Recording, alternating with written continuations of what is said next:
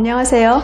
광명시 후원 광복회 광명지회 주관의 근현대 역사 바로 알기, 오늘은 그 8번째 시간으로 의열투쟁에 대해서 알아보도록 하겠습니다.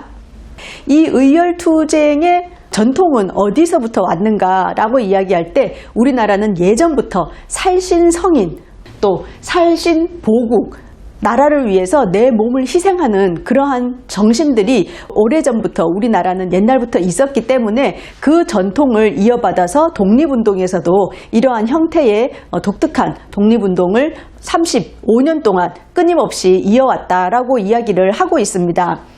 이 살신성인의 의열투쟁은 자기 희생의 어떤 전형으로서 목숨을 걸고 독립운동을 하는 그런 투쟁의 형태라고 할 수가 있겠습니다. 또한 이것은 자유와 정의로움을 실현하는 그러한 메시지를 전달해주는 투쟁이 바로 의열투쟁이 되겠습니다.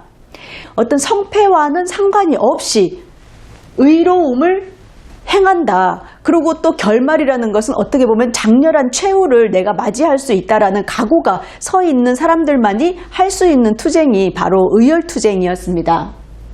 우리나라의 의열투쟁의 전통을 한번 본다면 조선 말에 1894년에 가보외란, 여러분들 임진왜란 들어보셨죠? 임진년에 외가 쳐들어온 임진왜란도 있지만 1894년에 가보년에 일제가 쳐들어왔다라고 해서 가보외란이라고도 불리고 있습니다. 그리고 일본이 우리나라에 들어와가지고 경복궁까지 침탈해가는, 이렇게 국권을 훼손하는 이 상황을 우리가 가만히 앉아서 있을 수 없다라고 해서 의병이 일어나게 됩니다.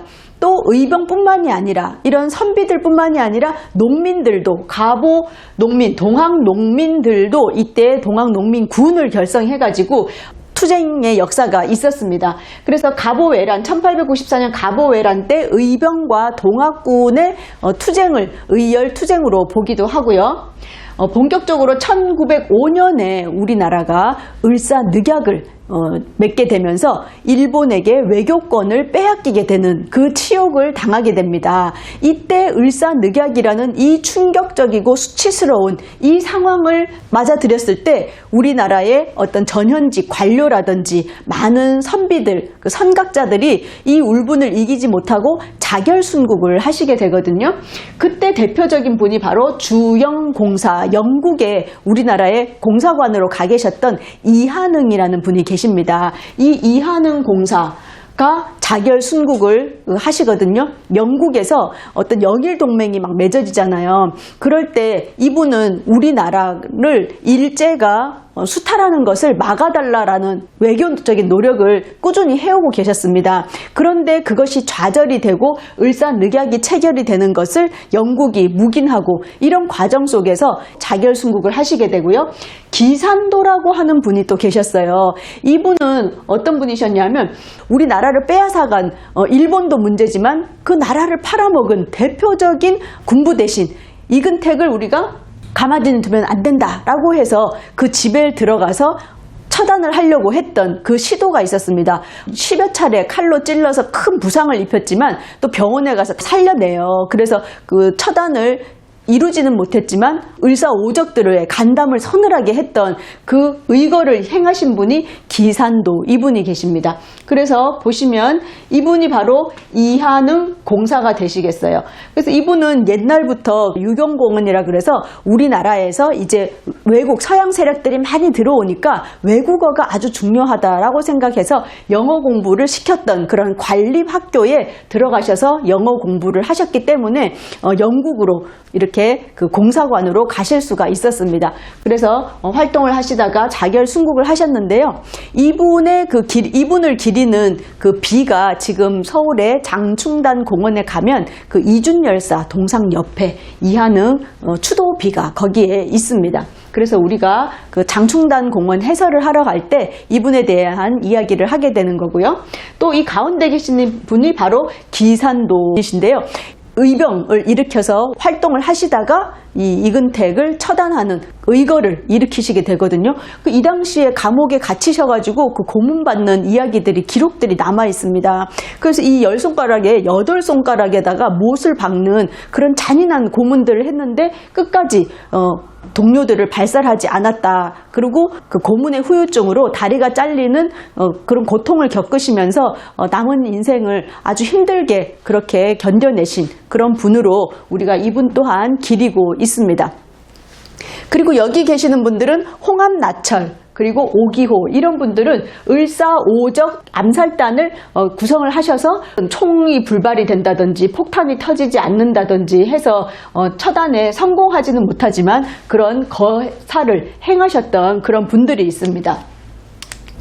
그러다가 1907년에는 무슨 일이 일어나죠? 1907년 정미 7조약이라 그래가지고 이제 군대도 해산되고 이러한 속에서 많은 분들이 자결 순국을 하시게 됩니다. 그래서 대표적으로 1907년에 자결하신 분은 민영환이라든지 홍만식, 조병세, 송병선, 박승환 이런 분들을 알게 되는데요. 이 분이 바로 민영환 선생이죠. 그래서 우리가 충정공이라고 이렇게 이야기를 하고 우리가 현충시설 탐방을 하는 데 있어서 지금의 조계사 자리, 그 자리가 민영환 선생의 집이었습니다. 집터였습니다. 그래서 거기 가시면 지금 민용환 선생의 동상이 거기에 있는데요. 이분은 뭐라고 하셨냐면 돌아가실 때 명함에다가 유서를 남기셨어요. 뭐라고 남기셨냐? 우리 조선 동포들은 천만 배 더욱 불려해서 지기를 굳게 하고 학문에 힘쓰며 한 마음으로 힘을 다하여 우리의 자유 독립을 회복해야 된다. 그러면 내가 죽어서라도 마땅하게 기뻐 웃을 것이다. 그러면서 이 치욕과 이렇게 나라를 지키지 못한 국권을 끝까지 지키지 못한 이것에 대해서 나는 책임을 질 사람이 있어야 한다라고 말씀하시면서 자결 순국을 하시게 됩니다. 그래서 이 민용환 선생이 돌아가신 자결을 하신 그 자리에 피가 떨어져서 밑에서 대나무가 자랐는데 그 나무가 붉은색 대나무가 자랐다라고 해서 그때 났던 대나무를 아직도 보관하고 있는 것을 볼 수가 있습니다. 또 이 옆에 계시는 이분은 누가 하면 박승환이 되겠습니다. 1907년에 대표적인 그 정미 7조약의 대표적인 것이 군대 해산이거든요. 나라를 잃게 되면 먼저 없어지는 것이 뭐다? 무기를 가지고 있는, 무력을 가지고 있는 군대를 해산한다는 거죠. 그 군대를 해산하는 데 있어서 제1대대, 1연대의 대장으로 계시던 분이 바로 이 박승환이 되겠습니다. 그래서 이분은 군대 해산 명령이 내려지자 총으로 자결 순국을 하시게 됩니다. 그래서 이 일대대에 있던 그 아래에 있던 대한제국 군인들이 무기를 들고 나가서 남대문에서 전투를 일으키게 되죠. 일제가 남대문에 이미 기관총을 설치해 놨기 때문에 우리 대한제국의 군인들이 나갔지만 이겨내지 못하고 몰살을 당하게 됩니다.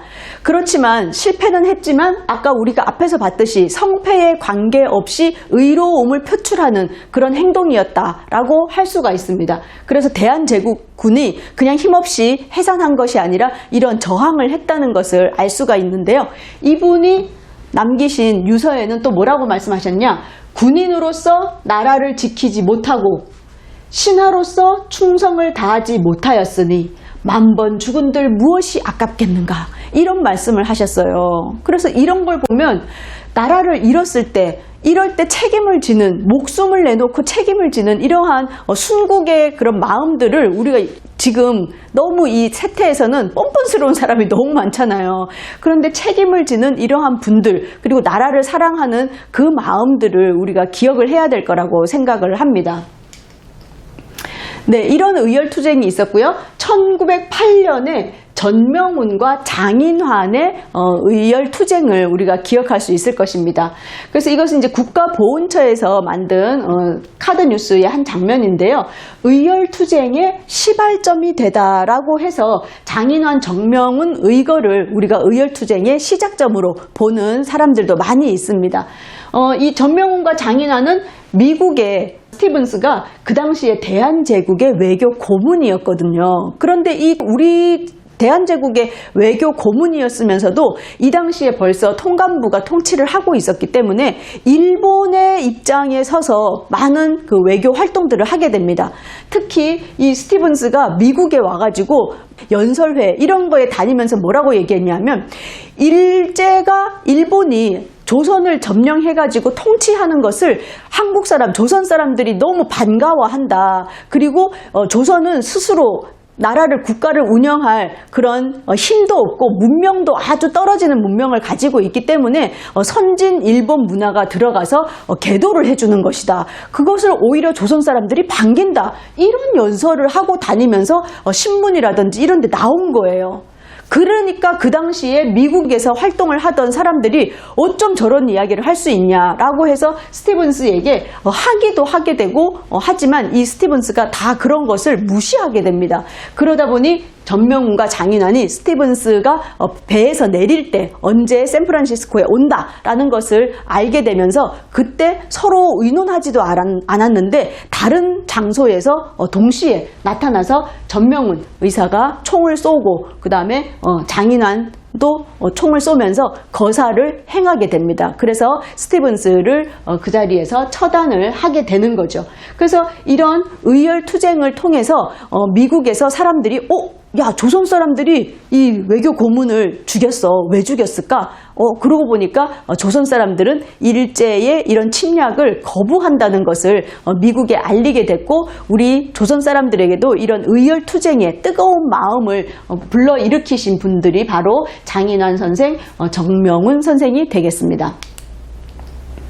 그러고는 이제 1909년에 우리 민족에서 아주 중요한 의열투쟁이 있죠. 대표적인 의열투쟁을 하신 분이 바로 안중근 의사가 되겠습니다. 우리 그 조선을 침략을 했던 그 대표적인 사람 이토 히로부미죠. 그 이토 히로부미를 하얼빈역에서 처단을 하는 그런 이제 상상화를 그린 것인데요. 이 당시에 안중근 의사는 그냥 개인적으로 일본 사람을 죽인 것이 아니라 동양의 평화를 해치는 그리고 더 나아가서 세계의 평화를 해치는 이토 히로부미를 처단한 것이다. 나는 의병장으로서 적을 처단한 것이다 라고 해서 하얼빈역에서 3발의 총성이 울리면서 이토 히로부미를 처단하게 됩니다. 그래서 이러한 의열투쟁의 역사가 면면히 내려오고 있습니다. 그래서 이 안중근 의사의 의거 이토 히로부미를 상대로 하는 그런 의거를 준비했던 사람들이 여럿이 있었습니다. 그 중에서 대표적인 분이 또 이재명 의사라고 할 수 있는데요. 여기 보시면 아주 젊은 나이에 이재명 의사를 볼 수가 있습니다. 이 이재명 의사는 원래 평양에서 태어났다가 하와이에 그 당시에 미국으로 많이 이제 노동 이민을 가게 되거든요. 그래서 이분도 노동 이민을 가게 됐어요. 그래서 하와이에서 노동을 하다가 이제 본토인 미국의 본토 샌프란시스코에서 독립에 대한 우리나라 국권 회복을 하기 위한 그런 협회들이나 뭐 도산 안창호 선생이나 이런 분들이 활동하고 있다는 소식을 듣게 됩니다. 그래서 미국 본토로 갔다가 1907년 을사늑약이 체결됐다는 소식을 듣고 내가 여기서 미국에서 그냥 돈 벌러 이렇게 있어서는 안 되겠다라고 해서 우리 본국으로 들어오게 됩니다.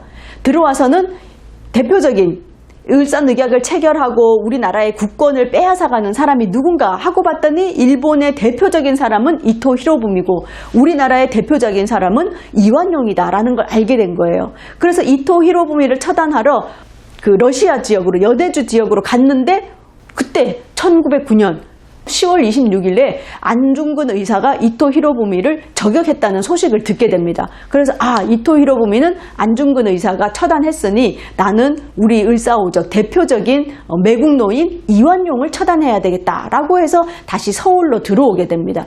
그래서 서울로 들어와서 그 당시에 명동성당, 지금의 명동성당에서 이런 추도식에 이완용이 참석한다는 것을 알고 그 앞에서 기다리고 있다가 이완용을 향해서 칼로 처단을 하게 되는 거죠. 그런데 또 이완용도 죽은 줄 알았는데 나중에 또 병원에 가서 또 막 수술을 해가지고 이완용이 살게 되죠.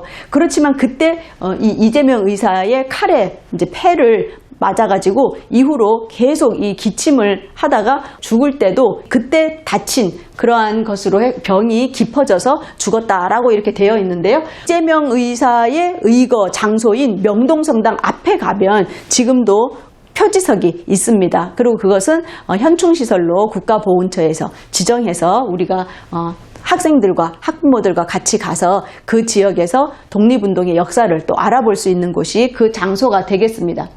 그래서 이렇게 이완용 처단을 시도했던 분들이 계시는데 1910년에 경술국치를 당하게 돼서 나라의 국권을 완전히 빼앗기게 되는 그 아픔을 겪게 되는 거죠. 자결 순국하신 분들이 많이 계시는데요. 대표적인 전현직 관료 중에서는 이범진, 홍범식. 이범진은 러시아 공사관으로 활동을 하시던 분이시죠. 이 이범진은 어디에서 많이 우리가 공부를 했었냐 하면 헤이그 특사 파견을 할 때 3명의 대표 이준열사, 그 다음에 이상설, 그 다음에 이위종이 같이 갔다라고 하는데 그 이위종의 아버지가 바로 이 이범진이 되겠습니다. 그래서 결국에는 나라를 찾기 위해서 헤이그 특사도 파견하고 많은 활동을 했지만 나라를 잃게 되자 그에 대한 울분 또한 책임 이런 것들로 인해서 러시아 그 공사관에서 목을 매서 순국하셨습니다. 그리고 또 많은 조선의 유생들도 이때 순절을 하시게 되는데요. 대표적인 분이 바로 매천 야록이라고 하는 그 글을 쓰신 매천 황현 선생이 이때 유서를 남기고 돌아가시게 되죠. 그 다음에 국내에서는 광복회가 생기게 됩니다. 이제 더 이상 나라를 완전히 잃게 되니까 이제는 그냥 순절을 하거나 스스로 자결로 해가지고는 이렇게 소극적인 투쟁을 해서는 안 된다.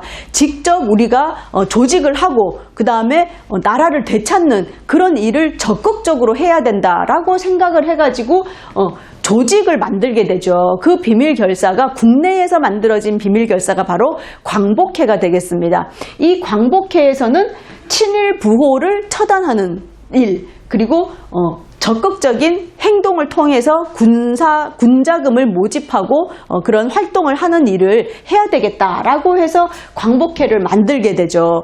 이 광복회를 조직한 사람들이 이제 최기중이라든지 그다음 박상진 의사가 만들어가지고 박상진 의사가 사령관을 하게 되고 부사령관으로 김좌진, 우리가 잘 알고 있는 김좌진 장군 이런 분들이 광복회를 결성을 해서 의열투쟁을 맥을 이어가고 있다고 할 수가 있겠습니다. 그러다가 우리 독립운동사에서 아주 큰 전환점이 되는 1919년 3.1 혁명이 일어나게 되죠. 그래서 이 3.1 혁명이 일어나는 것을 보고 많은 독립운동가들이 어떻게 생각했냐? 이제 우리 국민들이 그냥 조용히 있는 줄 알았더니 무단 통치에 짓눌려서 그냥 있는 줄 알았더니 그것이 아니라 독립하고자 하는 그런 열방들이 다 있었구나. 그리고 심지어 맨손에 그 총칼을 앞세운 일본에 대항해서 용감하게 뛰어드는 그 모습이야말로 이때야말로 우리가 의열투쟁을 벌여야 될 때구나 하는 생각을 가지게 됩니다. 그때 사이토 총독이 새로 제3대 조선 총독이 부임을 하게 됩니다.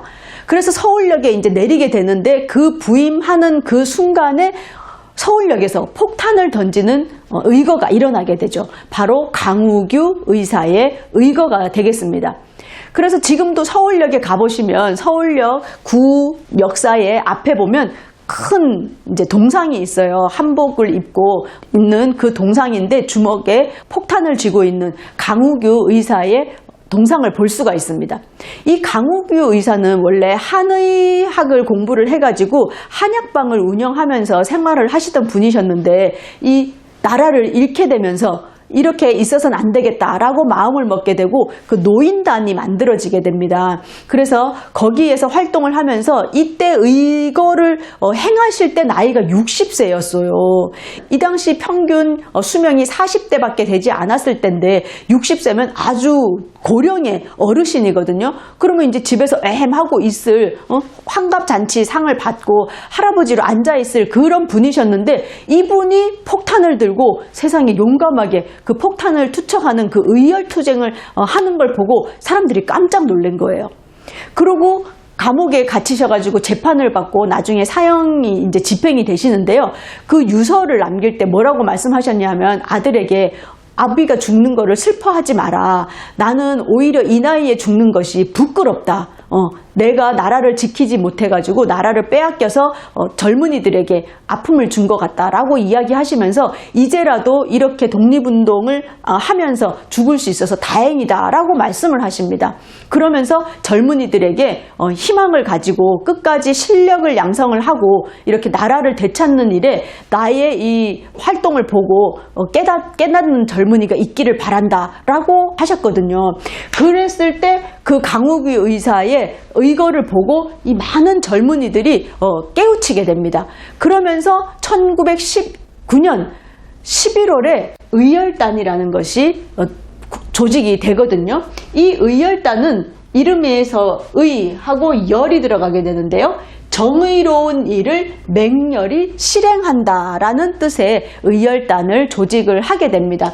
이 의열단을 조직했던 사람들, 처음에 의열단 단장인 김원봉, 약산 김원봉부터 시작해서 김성숙이라든지 나중에 강령을 만들어준 단재 신채호 선생, 그 다음에 황상규, 김원봉의 고모부죠. 황상규, 그 다음에 김대지, 류자명, 윤세주, 이성우, 곽재기 이런 분들이 주축이 돼서 의열단을 만들게 됩니다. 그래서 약산 김원봉 선생이라든지 그 다음에 이 윤세주 이런 분들은 두 분이 아주 어릴 때부터 집안끼리도 친구였어요.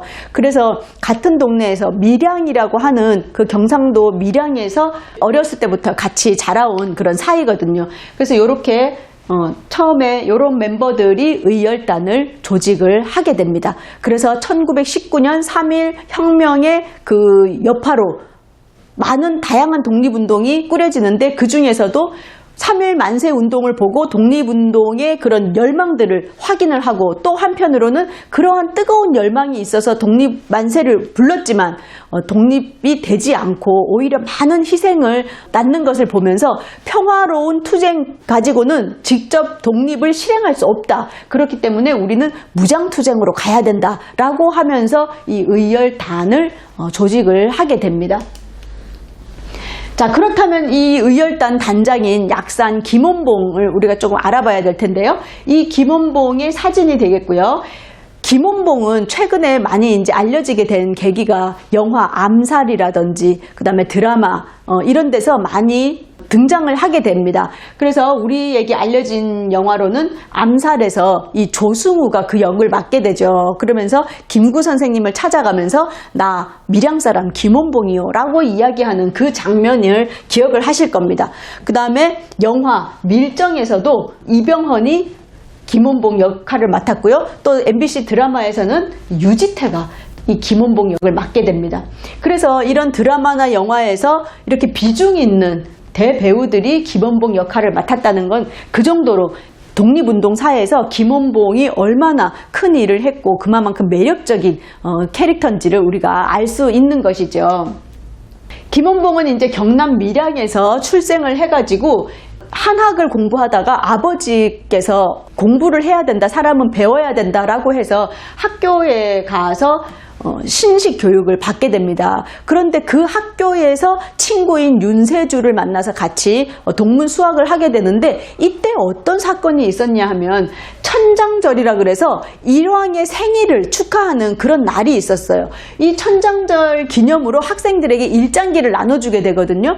그런데 이 김원봉은 그 일장기를 가지고 화장실에 가서 똥통에다가 집어넣게 됩니다. 윤세주와 같이. 그러다 보니까 나중에 이게 밝혀져서 완전히 학교가 발칵 뒤집힌 거예요. 그래서 윤세주와 김원봉은 같이 여기 학교에서 이제 더 이상 학교를 다닐 수 없게 됩니다. 그렇게 해가지고 다른 학교로 들어가면서 그 학교의 전홍표 교장이라고 하는 이 교장 선생님의 지도를 받게 되는데 이 전홍표 교장 선생님은 무엇이 중요하냐? 바로 체력이 중요하다. 그리고 또 우리나라에는 많은 위인들이 있었기 때문에 그런 민족정신이나 자기 사명감을 북돋기 위해서는 위인전이 중요하다라고 해서 위인전을 많이 읽혔다고 합니다. 그리고 역사라든지 어떤 병법 그런 걸 익히게 되고요. 그 다음에 개천절의 유래와 역사에 대해서 배워가지고 주민들에게 알려주는 그런 일을 김원봉이 했을 만큼 어렸을 때부터 남달랐다는 것을 알 수가 있습니다.